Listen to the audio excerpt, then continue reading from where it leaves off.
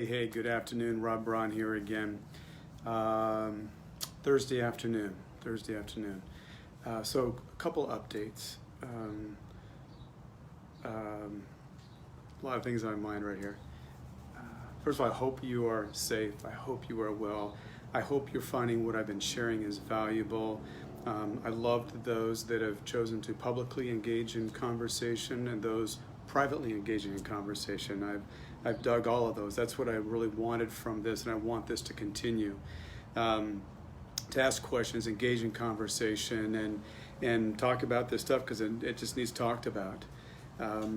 So I began the week with how important it is that we just make real smart and conscientious and compassionate decisions around how we take care of ourselves around this COVID-19. And what's amazing, every damn conversation that I have with someone I haven't spoke with in a while, especially if it was pre-COVID that we got together, it's what we talk about.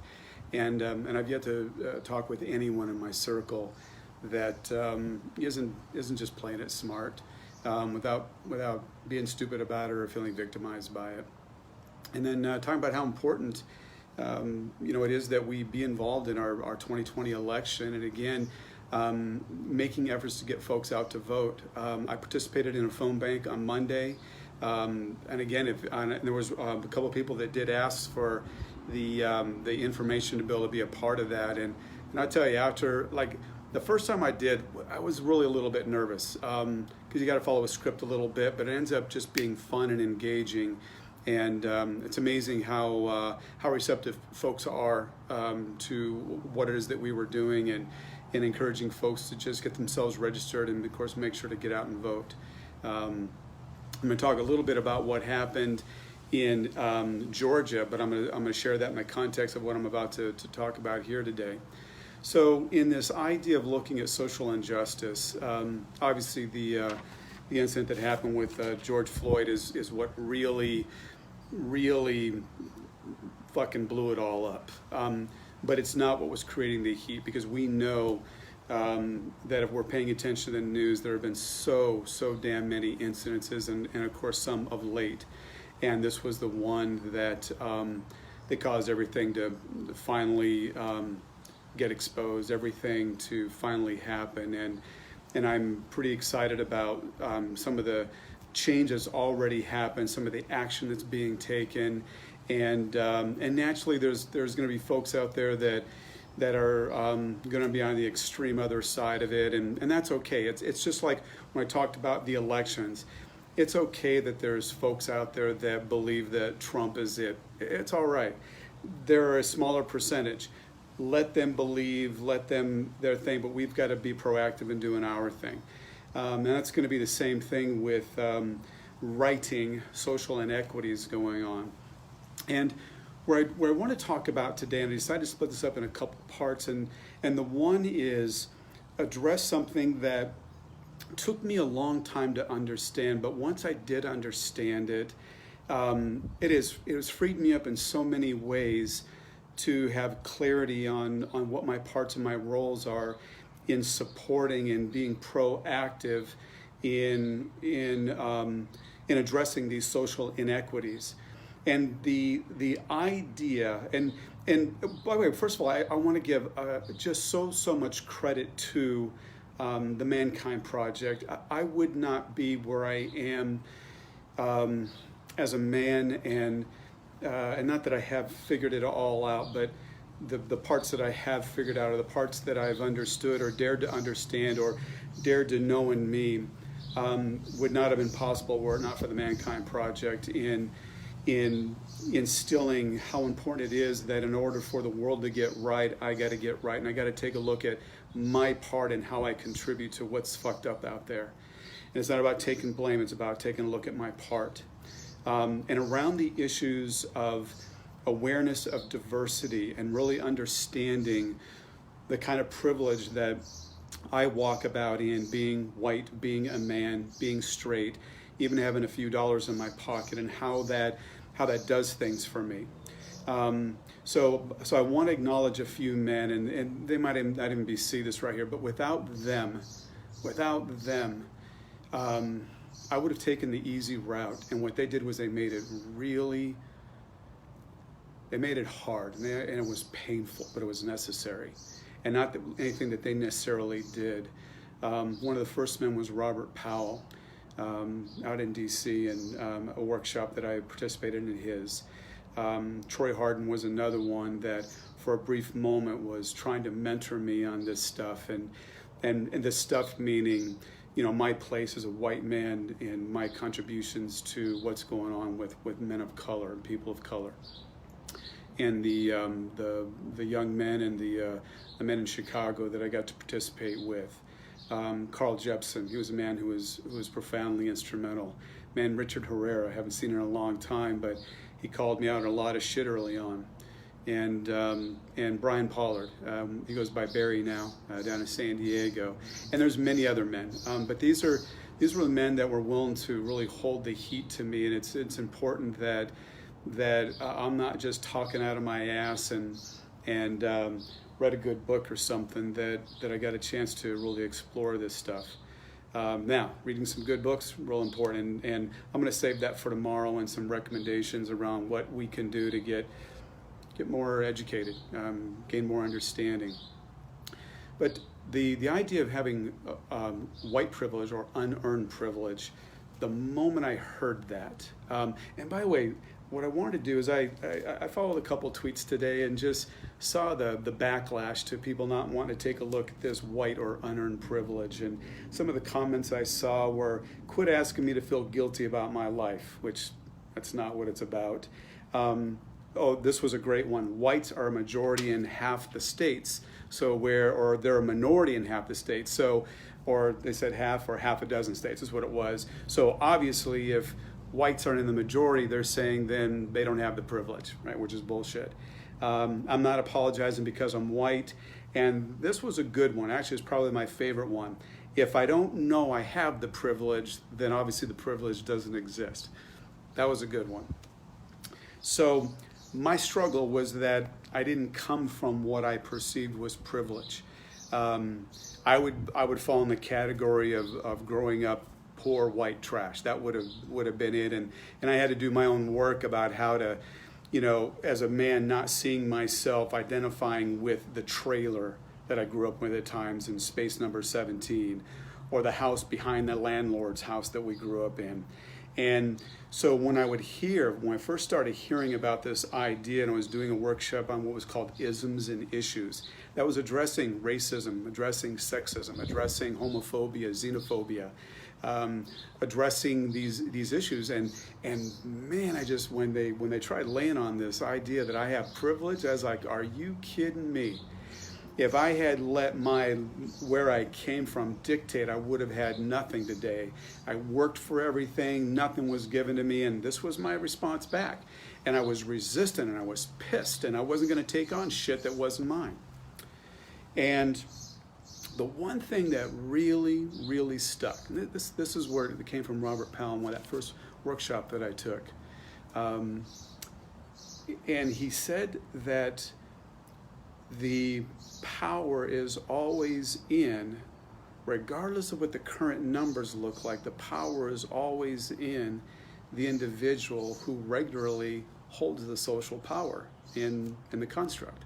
So I'm a white guy, and I'm in a room of people of color.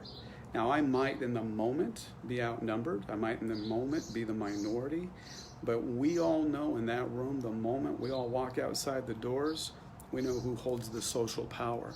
Be the same thing if I was with a group of women, if I was with a group of folks that were English as a second language, they're foreign born,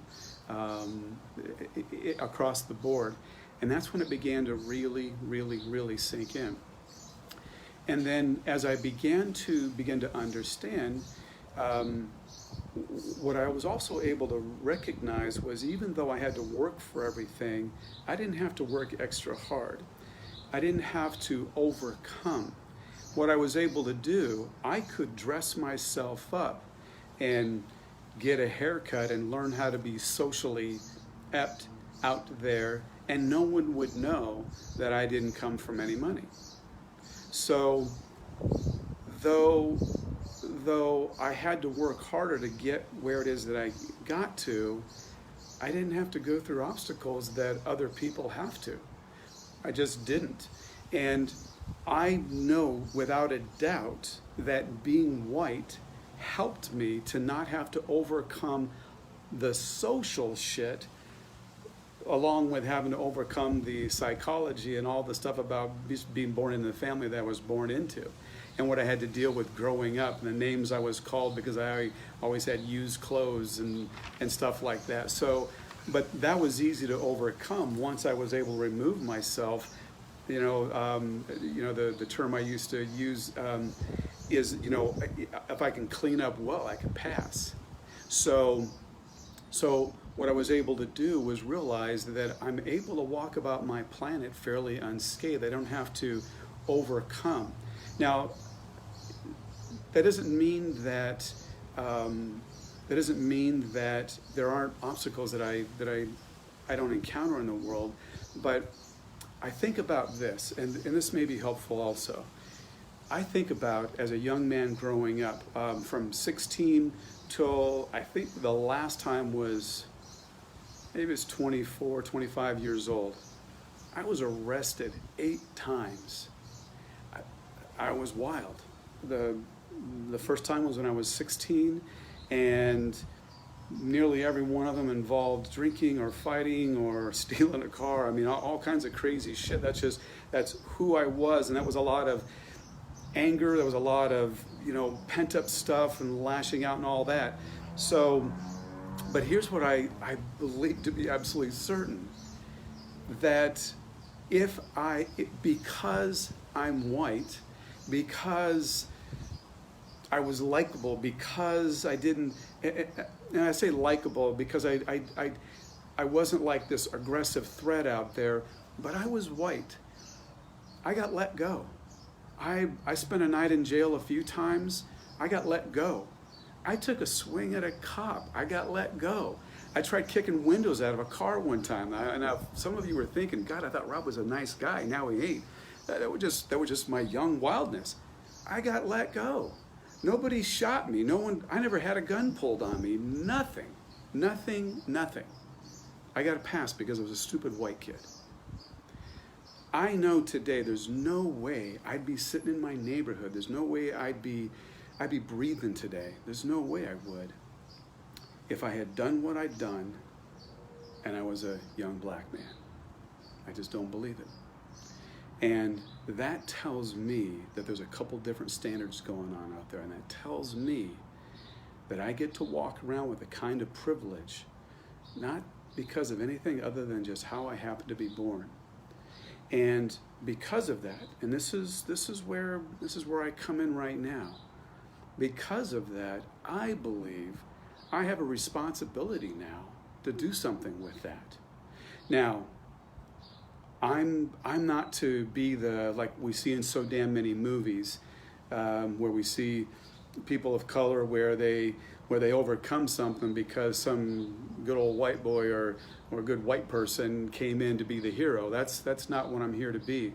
But because I am here, I have a responsibility to be a good ally, and not just be a good ally and care about people of color, care about women, care about our LGBTQ folk.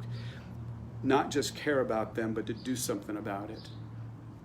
Which comes into that place of, and we'll talk a little more about this tomorrow, this idea of not being racist or choosing to not act out in racist ways, and then be clearly anti-racism, and being proactive in stopping the racism, being proactive in involving myself in ways to be able to counter some of that. And one of those ways that I want to invite you today, invite anybody who wants to participate, and that is begin having a discussion.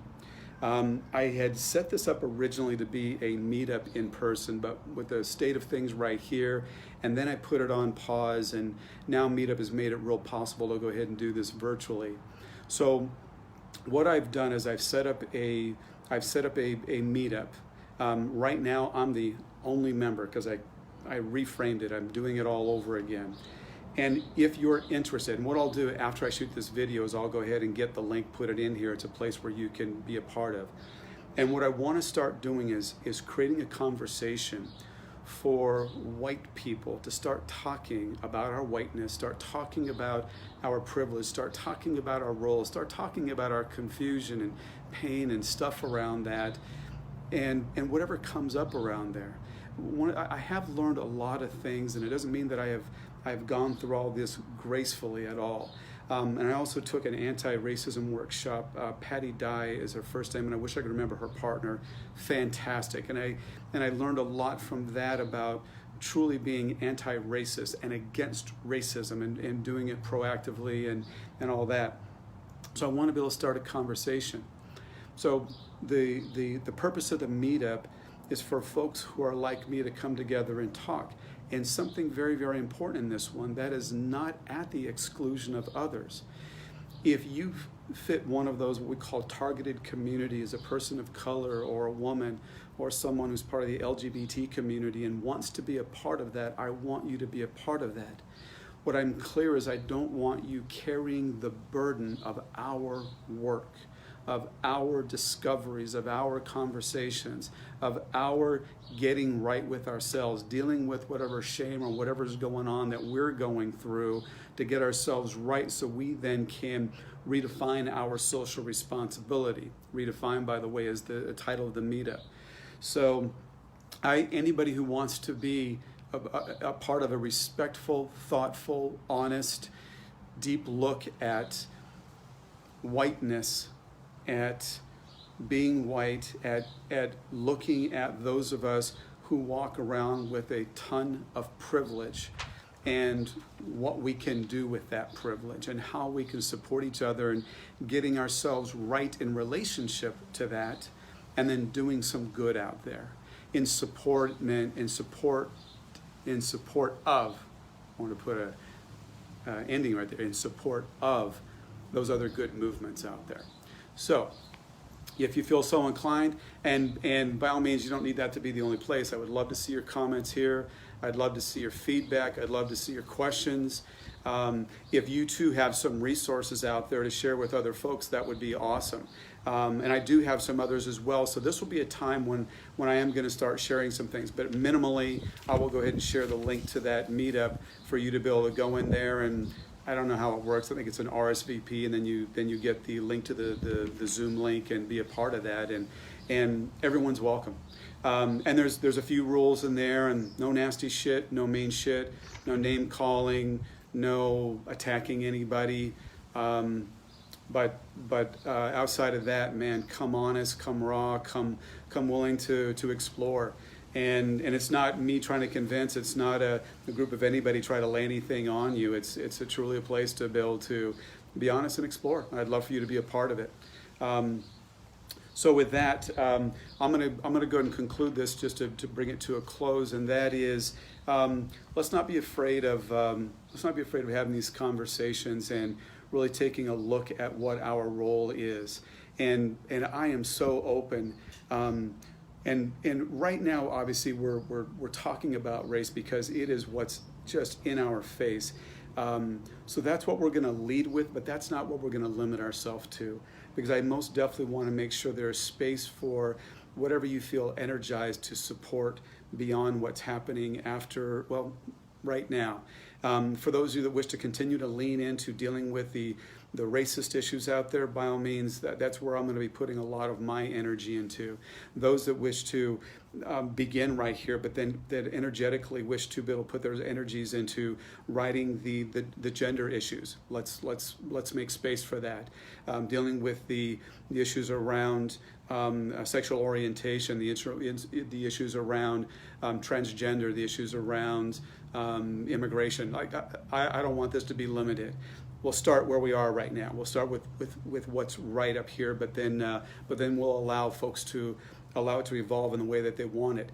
My vision for this eventually is that those of us that begin this right away, that we collectively create a template that folks all over can start their own meetups, that we set the groundwork. And I'd love for you to participate in helping to set the template, set the guidelines, create a structure for this that not only initiates a conversation, but actually facilitates real action, that we don't just talk about it, but we agree to do something about it as we're going out there. And by the way, if you don't think this whole idea of race and white privilege exists, ask any voter in the state of Georgia. Ask a white voter and ask a black voter, and ask them on average how long they waited in line to vote. The numbers were across the board.